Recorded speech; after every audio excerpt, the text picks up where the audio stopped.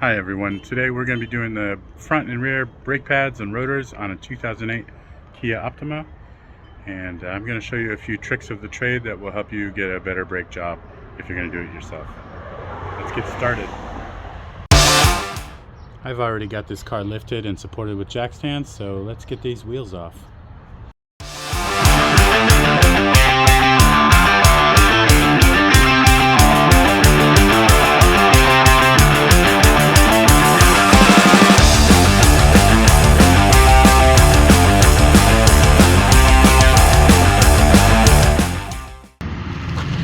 Okay, this is the front rotor.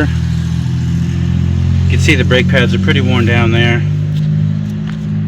And the surface of this rotor is pretty glazed. Also, I can feel a wear lip right here. And if you can feel,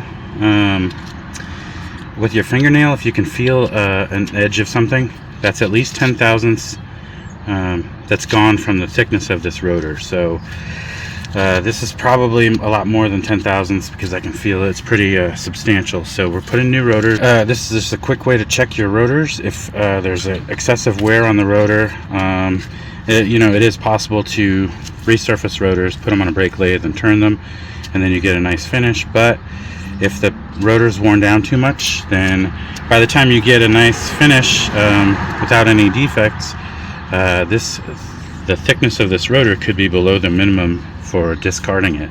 So in this case, I'm just going to go ahead and put new rotors front and rear. This is my car actually, so I don't want to spend the time to take it to get it turned. I don't have a brake lathe, so I'm putting new rotors and pads because I want that fresh from the factory braking experience. So let's take a look at the rear.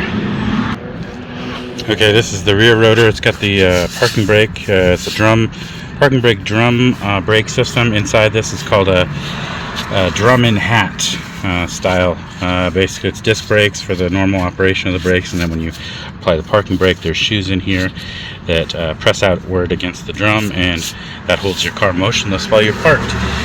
These rotors don't have much of a wear lip, but I don't know how old they are, and I put a lot of miles on my car as a mobile mechanic, about 30,000 miles a year. So I'm going to be safe and not have to worry about it. I'm just putting new rotors and brand new pads. I could hear the rotor rubbing against the brake hardware on my car in the last few days, so that's probably because these brake pads are so worn down. It's down to the backing plate, so definitely time for brakes for this car. Okay, these caliper slide pin bolts are 14 millimeter. Let's break those loose and remove them.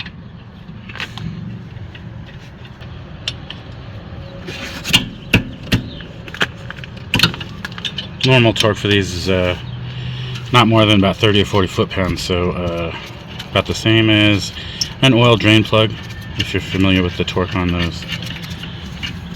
Let's take these out. Okay, got those removed. And pull this caliper off. Check out the piston here inside the caliper. A little rusty and crusty. We live where it snows, so it's got some rust, but no, I don't see any leaks. So I'm going to try to press this piston back into the caliper right now. If it won't retract back into its bore like it's supposed to, then you may have a seized piston in your caliper, or you could have a bad brake line that's not allowing fluid to pass through it. So we're going to check that now.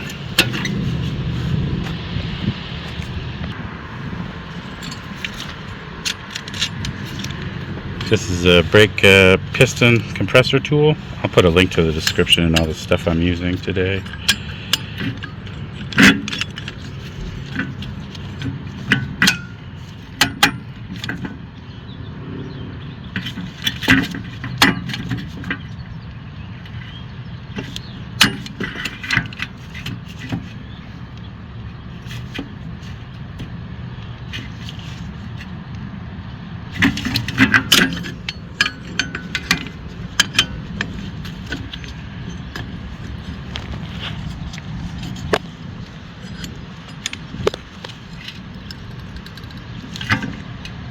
Alright, just found one. Well, this piston should be going back in flush.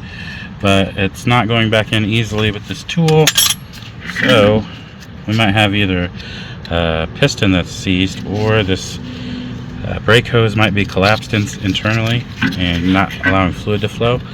So the way to check that is to open the bleeder screw right here. Open this, and then with this open, you try to compress it again. If fluid comes out and the piston compresses, then you know that the blockage is right here. But if it still won't go back in its bore, even with this valve open, then you know that the piston itself is seized and you're going to need a new caliper. So let's try that now.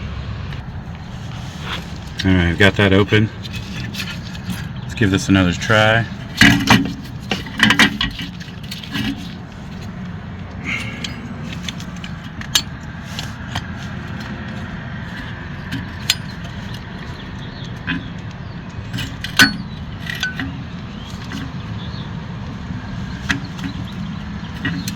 Alright, still doesn't want to compress even with the bleeder screw open, so we're looking at a seized piston here on this caliper. So I'm going to need a rear caliper for the left rear, and hopefully I don't need all of them because this is the first one I'm doing. Yep, that's seized up. Alright, here we are back on the left front.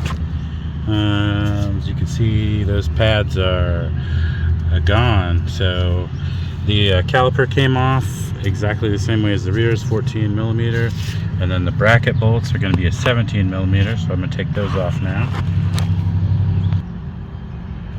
If you're just using regular combination wrenches like these, not an impact, then these are a high torque bolt. So in order to get enough leverage, you can take another wrench. This is a 19 millimeter wrench. Slide it on there, and then you've got extra pulling power.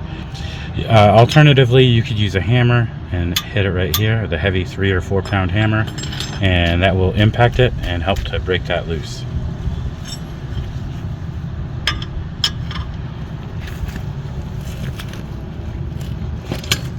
I'm going to need both hands for this one. Alright, these are the slide pins. You want to make sure these are move freely. We're going to take these out of these rubber boots. Just slide the boot back and expose the slide pin. You can see all that old grease on there. That's been heated up and cooled down so many times that it needs to be replaced. So I'm just going to wipe that off with a clean rag and then put fresh grease on there, put it back in. This one, however, doesn't want to move. So this is I believe it's a 17 millimeters. You take that, work it back and forth, kind of free it up, and hopefully you can get it out. Might need to tap it with a hammer. There it comes. So when these things age, this is a rubber collar that goes on here. When these things age, they get swollen, make it hard to move this thing. I think that's what's going on here.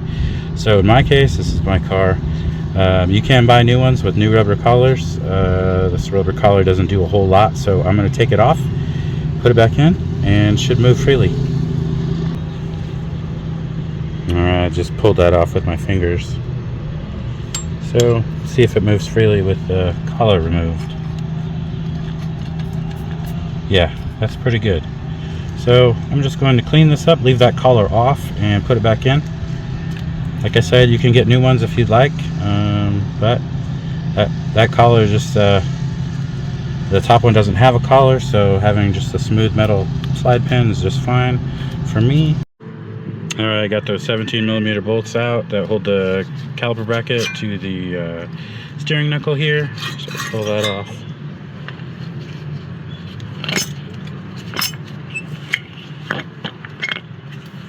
So these hardwares, these clips here, they just pop in and pop out. My new brakes came with new hardware, so I'm going to replace these. But if your brake pads don't come with these, you can reuse them if they're okay, if they're not torn or anything or bent up too badly. You just want to clean this, especially these surfaces where the brake pads slide back and forth when you apply the brakes. You want to make sure this is very clean and then lubricate it with some fresh brake grease. Then to get this rotor off, it does have some screws here, Phillips head screws. So we're gonna have to remove those, and hopefully they come out with this impact screwdriver. Otherwise, I'll have to either use one of those impact screwdrivers that you hammer on, or I might have to drill these out if they're too stubborn and they're too seized in there. Okay, fingers crossed that they come out.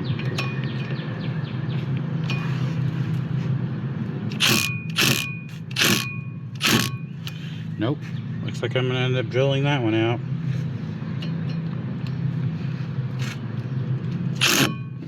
Alright. Guess we're drilling those.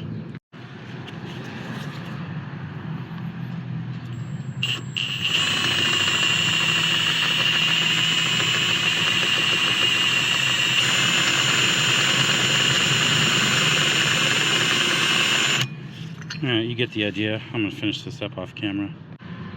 They don't have to come all the way out, not necessary, but I'm gonna make sure there's no raised edge here to interfere with the brake rotor. So I'm either gonna cut those off or grind them down or drill a little bit more.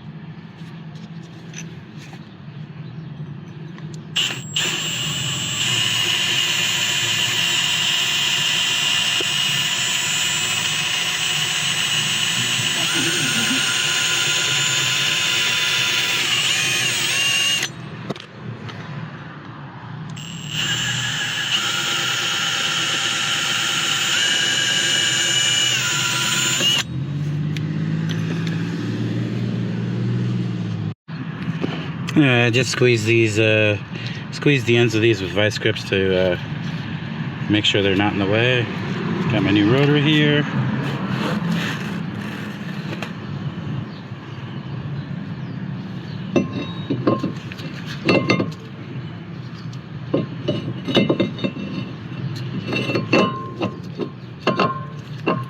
And that seat's flat against the hub there. That's what you want, so I know that these aren't causing a problem. And I can put on my caliper bracket with new hardware. Okay, I just pulled the old hardware off and put a new one on. Just snaps into place. Make sure those are where they should be.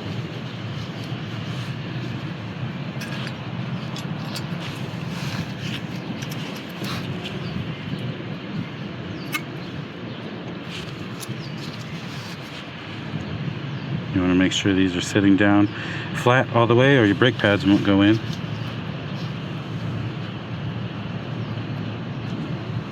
Looks good.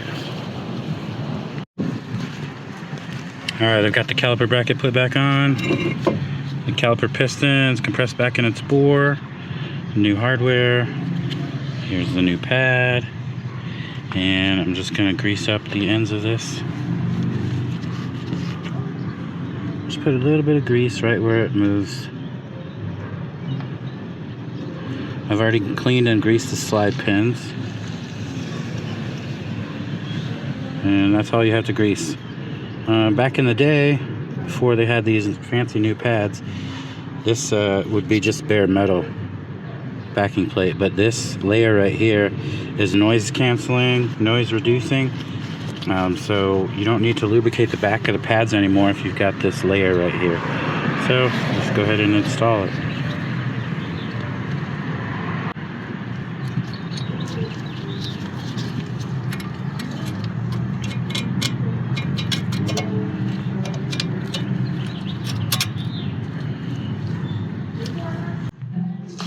Okay, I needed 2 hands to put those in. I'm just want to make sure that you got grease there and there, and this can move.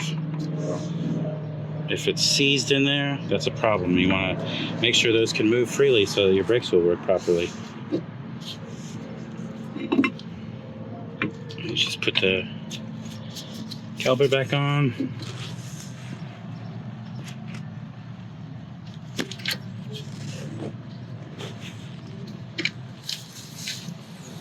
I'll put these screws in. Alright, got those screws in, tightened down, 14 millimeters. New rotors on, caliper works properly. Slide pins are cleaned and greased. There's lubricant for the pads and the hardware, and that's it for this wheel. This will work great. Okay, well, figured out that I need right front brake hose, left rear brake caliper, right rear wheel stud and lug nut, and it's the end of the day, so I'm going to finish this tomorrow. Hope this was helpful for you. Thanks for watching. See you in the next video.